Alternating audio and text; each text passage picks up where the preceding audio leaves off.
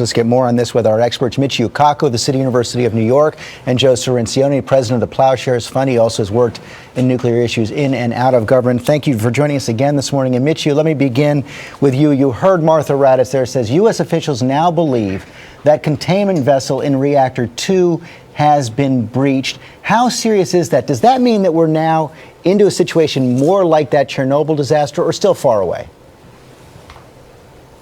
I think we're very close to the point of no return. And if I had the ear of the Japanese Prime Minister, I would suggest that he exercise the Chernobyl option. That is, put the Japanese Air Force on standby, assemble a fleet of helicopters, get sand, concrete, and sandbag these reactors like what they did at Chernobyl. 5,000 tons of concrete and sand, sandbagged the Chernobyl reactor, entombing it in a sarcophagus of concrete. That was the last resort that the Soviets used in 1986, and the Japanese may have to use that final option, Chernobyl option, sandbagging these reactors. That sounds like a drastic option. What would be preventing the Japanese from doing that right now? Well, the Japanese are being caught flat-footed right now. The events are racing ahead of their expectations. They're slow to pick up, and as a consequence, they are not ready for the eventuality of an uncontrolled breach of containment. Unit 2, you mentioned, is beginning to leak out radiation. When the leak becomes uncontrolled, that's the point of no return.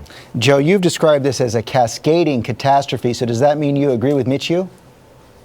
I do. Unfortunately, what we're seeing is unprecedented in nuclear power history.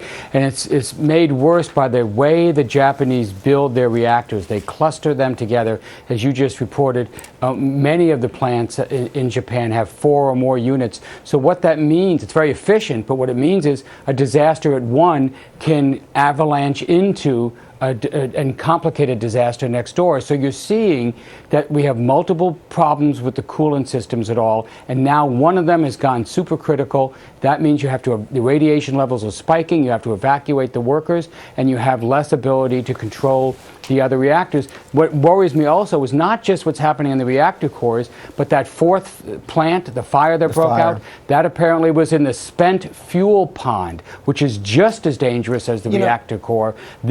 So they have the same kind of water level problems. If you can't cover that spent fuel with water, those fuel rods will catch fire, and they are even more radioactive. You know, Joe, one of the things the core that mystifies so many of us, we haven't heard anything from the Japanese government now for several hours. Nothing on the radiation levels, nothing on the containment vessels.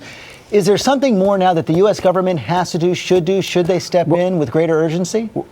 Yeah, well, part of this is that it's very difficult to get information there. They say that in that 4th plant, that fuel pool fire, that they can't get close enough to determine what's going on there because of the high radiation levels. There really isn't much that the U.S. can do. I agree that this might get to a situation with, if you've breached the containment vessels, if the fuel melts down in the pools and in the reactor cores and starts to spread, then you are looking at this Chernobyl territory, where you're talking about putting a containment dome, sandbags and concretes around the existing structures. And Michio, quickly, we only have 10 seconds left. Do you agree with Sam Champion that at least for the next several days there is no threat to the United States?